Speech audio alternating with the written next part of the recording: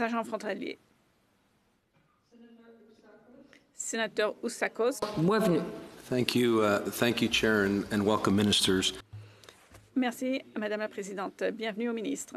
Comme un grand nombre de Canadiens, je m'inquiète du fait que nous semblons être dépassés par des événements, et ce depuis le début des événements. Pourquoi n'avons-nous pas imposé des restrictions de déplacement plus vite ou plus tôt? Pourquoi n'existe-t-il toujours pas de processus de dépistage aux aéroports et dans les ports? Bon, nul besoin de s'appesantir sur le passé. Il vaut mieux maintenant nous tourner vers le présent et l'avenir. Mais si nous voulons dépasser les événements, nous devons d'ores et déjà prévoir la prochaine catastrophe. L'un de mes collègues tout à l'heure racontait ce qui se passe sur le terrain chez les fournisseurs de soins des premières lignes. Eh bien, mon épouse est une de ces fournisseurs de soins de santé en première ligne et elle travaille 15 heures par jour depuis 15 jours. Et elle est donc dans les premières lignes. Elle travaille à l'hôpital. Elle me dit qu'ils n'ont pas les dispositifs de sécurité appropriés pour les employés. Ils n'ont pas de cabine d'isolement. Ils n'ont pas de centre de triage.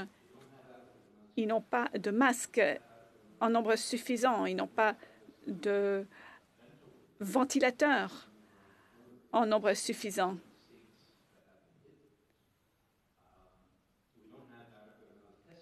Ils n'ont pas de trousses de dépistage en nombre suffisant. C'est pourquoi nous n'avons pas de données, en fait, sur le nombre de cas, parce que nous n'arrivons pas à faire tous les tests qui s'imposeraient.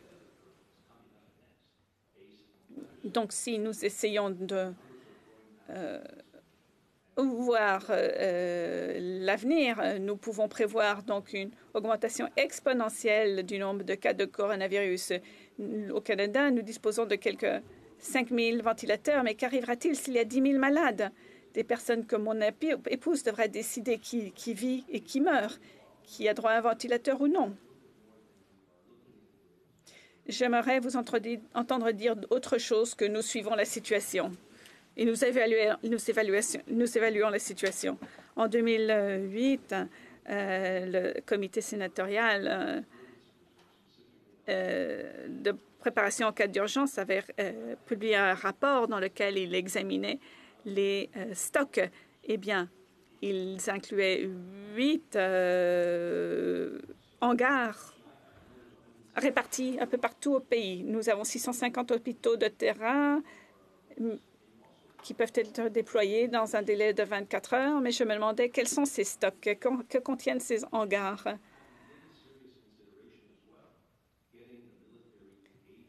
Et les forces militaires ont-elles été sollicitées pour seconder le système de soins de santé qui était déjà taxé au maximum avant même l'éclosion? Avons-nous ce qu'il faut pour créer des centres de triage, pour créer des hôpitaux de terrain, pour obtenir l'équipement et le soutien nécessaire au cas où le nombre de cas devrait exploser, comme ça a été le cas en Italie et en Espagne? Merci, sénateur. Et premièrement, je souhaite remercier la Dr Tan et son équipe de leur excellent travail en cette conjoncture difficile et nous ont aidé à prendre les décisions les plus difficiles. Mais je suis en désaccord avec votre évaluation selon laquelle nous sommes dépassés par les événements. Les autres pays ont des systèmes de gouvernement qui leur permettent de prendre des mesures beaucoup plus draconiennes, beaucoup plus vite. Mais sachez que nos décisions sont ancrées dans la science et je suis tout à fait satisfaite du service de Mme Tan. Concernant l'explosion des cas, nul pays ne peut être prêt pour une explosion des cas. C'est pourquoi nous nous retrouvons dans une situation de crise internationale. C'est pourquoi tous les pays ont de la difficulté à répondre aux besoins des malades. C'est pourquoi nous essayons d'aplanir la courbe, car nous savons que c'est notre seule chance. Notre seule chance est d'éviter qu'un grand nombre de personnes tombent malades en même temps. Si nous pouvions reporter la contagion, cela pourra être une planche de salut. Je ne dis pas que moins de gens tomberont malades, je dis tout simplement qu'ils ne tomberont pas malades tous en même temps. Ceci afin de réduire la pression sur des personnes comme votre épouse qui essayent de se préparer pour accueillir un nombre de malades sans précédent. En fait, notre système sanitaire n'est pas conçu pour supporter ce genre de pression. Madame la ministre, vous n'avez plus de temps de réponse.